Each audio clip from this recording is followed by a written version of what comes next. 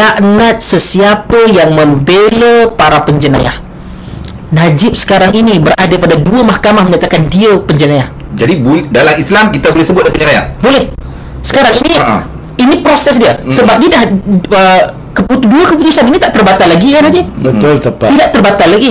Selepas daripada ia nanti kemungkinan, dan kita mohon pada Allah berikan kemenangan kepada rakyat Malaysia dengan jatuhnya hukum sehabis-habisnya kepada Najib Razak ini, dan dimuktamadkan dia adalah penjenayah, penyangak, peperompak. Kalaulah auzubillah, kita berlindung pada Allah, berlaku perubahan dibatalkan oleh Mahkamah Persekutuan. Nah, itu mungkin secara teknikal dan rasminya kita tak boleh panggil kerana ia terbatal. Tetapi pada malam ini dia masih lagi penjenayah kerana sabitan itu belum dibatalkan oleh mahkamah terakhir, iaitu Mahkamah Persekutuan. Jadi tiba-tiba ada Melayu Islam pakai tudung kan, yang kemudian ni, saya kira ingatlah kepada hadis ini. Nabi kata Allah laknat. Kalau Allah laknat, Nabi juga laknat kepada mereka yang membela para penjenayah ini. Jadi mereka yang bercakap tentang Melayu Islam ni, sedarlah bahawa ini bukan perkara kecil. Dia telah ambil, ini satu kes SRC, belum lagi yang lain ni, rentetan yang lain. Kita tengok bagaimana keadaan tersebut yang merugikan rakyat Malaysia. Kita berjalan tengok orang susah, ni dia seorang saja ni. Itu belum lagi nanti hujung nanti kantor baru Zahid Hamidi ambil on behalf of UMNO ratusan ribu sebulan. Kemudian LCS pula kapal dia kan. Yang saya tengok, ya Allah, apa nak jadi dengan negara itu pun ada Melayu dan Islam yang masih lagi perasakan mereka hero. Sedarlah orang Melayu, janganlah macam ni, berubahlah. Dan kita tak akan ke mana kalau kita kekal macam ni. Wallahu alam. Terima kasih. Itu mukadimah yang cukup lengkap dari sudut agama. Tak mau panggil sentuh lagi tentang sebagai ketua pejuang muda. Okey, saya nak balik juga soalan tu lagi. Saya sebagai marahan bila tengok video tersebut, saya tersentuh jugalah. Kesian kan dengan ayat terakhirnya, esok adalah rayuan terakhir Najib ini. Ustaz dah bagi kupasan melalui agama dengan hadis-hadis Rasulullah. Saya nak tanya Haji, sebagai seorang peguam kanan yang pernah menghadapi mentang-mentang saya duduk kanan jadi peguam kanan. Haji pernah duk bawa kes-kes ke Mahkamah Persekutuan.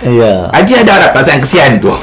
Baik, sebelum saya jawab soalan itulah, saya nak sentuh di sini dan saya cukup berpuas hati pada hari ini.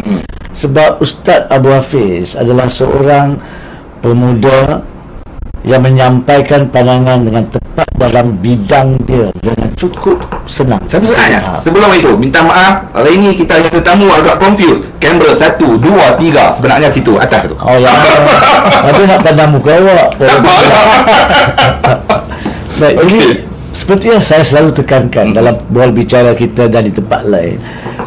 Dah lama tiba masanya untuk negara kita, orang dalam bidang masing-masing wajar keluarkan kenyataan-kenyataan berpandukan bidang masing-masing supaya kita kembali kepada asas, back to basics. Dan kita sebagai orang Islam, tambahnya yang Melayu, intipati penting untuk menjadi Melayu adalah Islam. Kita perlu ingatkan diri kita balik kepada asas-asas agama kita. Apakah yang ada lebih baik daripada ada orang yang boleh bimbing kita dengan hadisnya, dengan ayatnya. So saya berterima kasih saudara Fazli menjemput seorang yang selalu saya tonton pandangan-pandangan beliau di Facebook dan juga di Bual Bicara. Thank you very much.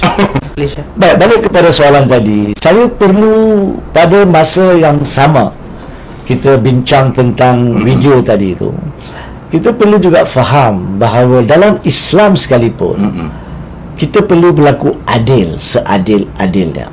Makna kata mana-mana pertuduhan jenayah memang akan disiasat, akan dibicara, sudah didapati bersalah Mahkamah Tinggi Pertama, sudah didapati bersalah dengan penolakan rayuan di Mahkamah Rayuan. Tetapi hak sesiapa sahaja, bukan Najib Razak, masih wujud di Mahkamah Persekutuan. Now, dengan caveat tersebut, dengan halangan tersebut, saya perlu mengatakan video tadi bagi saya ada beberapa perkara yang kita perlu mengambil iktibar. Pertama sekali, jika mahkamah menetapkan keputusan yang sama selepas daripada perbicaraan mulai esok, sama ada esok tamat atau tidak, kita boleh bincang nanti lah, ya. Selepas dari proses esok, kalau Mahkamah Persekutuan kekal kekalkan keputusannya, itu bukan satu perkara yang bagi saya adalah perkara yang mengembirakan rakyat. Sebab kita patut sedih. Bagaimanakah negara kita, sistem tadbir urus negara kita boleh membenarkan seorang penjawat tertinggi, Perdana Menteri melakukan kesalahan-kesalahan jenayah. Itu yang kita patut sedih. How could that happen? Itu bagi saya amat penting. Ya, pada masa yang sama kita nak lihat, sekiranya ada jenayah yang telah dilakukan, orang itu wajib dihukum. Itu adalah perspektif hukuman. Tapi dari sudut sebagai rakyat Malaysia yang patriotik, yang sepatutnya kita semua patriotik, kita perlu ambil iktibar perkara ini sekiranya dikekalkan sebagai kesalahan, tidak boleh berulang sama sekali. Itu kita kena remind ourselves, kena ingatkan diri kita, itu tanggungjawab kita sebagai rakyat Malaysia. Yang keduanya, ada bahagian dalam kenyataan dia tidak tepat. Apabila dia mengatakan pertama sekali yang tepat, esok adalah rayuan terakhir saya di Mahkamah Persekutuan. Itu betul. Tapi yang tak tepat adalah sepatutnya saya bersama dengan peguam-peguam saya. Tidak. Sebagai seorang peguam yang mengendalikan kes-kes sivil, jenayah dan pelbagai yang pergi ke mahkamah, saya pantang bila mak datang kes rayuan, sama ada di Mahkamah Rayuan atau di Mahkamah Persekutuan, saya tidak akan jumpa dengan anak guam. Tidak ada apa lagi yang mereka boleh tolong. Kita jumpa anak guam untuk perbicaraan apabila dia dipanggil saksi, ya, ataupun dia nak faham apa keterangan yang diberikan oleh saksi-saksi lain. Tapi di Mahkamah Raya dan Mahkamah Persekutuan, kita yang akan hujah. Saya yang kena siapkan hujah saya, bukan Najib Razak kalau dia adalah anak guam saya. So pokoknya itu tidak betul. Najib tidak wajib dan tidak wajar mengatakan dia patut berada dengan anak guam, dengan peguam dia. Padahal kalau dia dapat peguam macam saya akan halau anak guam saya balik. Saya kata, please don't disturb me, saya nak siapkan rayuan awak esok. Katalah Najib Razak anak guam pun. Katalah siapa sekalipun, sebab kita tanggungjawab sebagai peguam, kita kena sampaikan yang terbaik. Sampaikan yang terbaik bermaksud kita kena sediakan diri kita, dan dalam sediakan diri kita, kalau kena halau anak guam, kena halau. Jadi untuk rayuan tak logik anak guam tu datang pada hari Ahad untuk duduk bersama dengan peguam-peguam dia. Tak logik langsung. Saya minta maaf.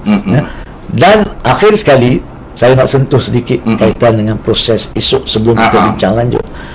Walaupun memang betul Mahkamah Tinggi telah dapati bersalah, Mahkamah Rayuan pun kekalkan sabitan dan hukuman.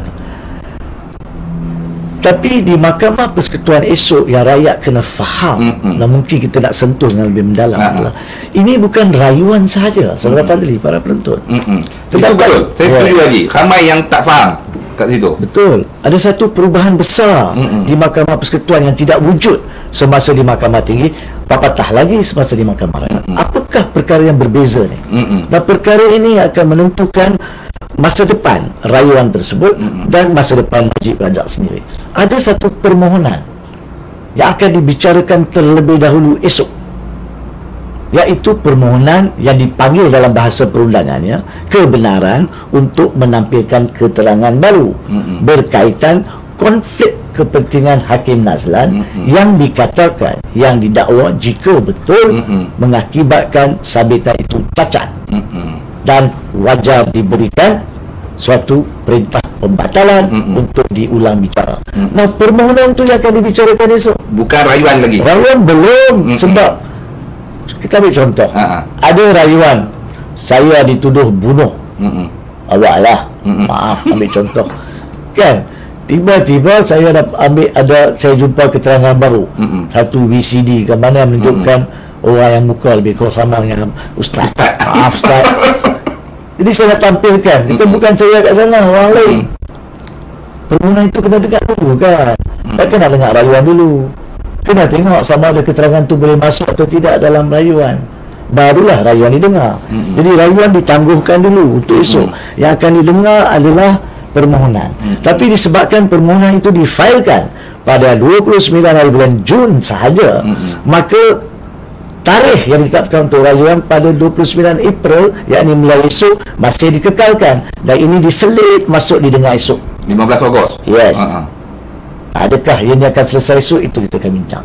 So ini perubahan yang paling ketara yang rakyat kena faham. Sebab kita tak nak dalam keghairahan kita mengetahui apakah keputusan Mahkamah Persekutuan, tiba-tiba esok rayuan tak didengar. Keluar pula tuhmahan, inikah dia undang-undang 2 darjah.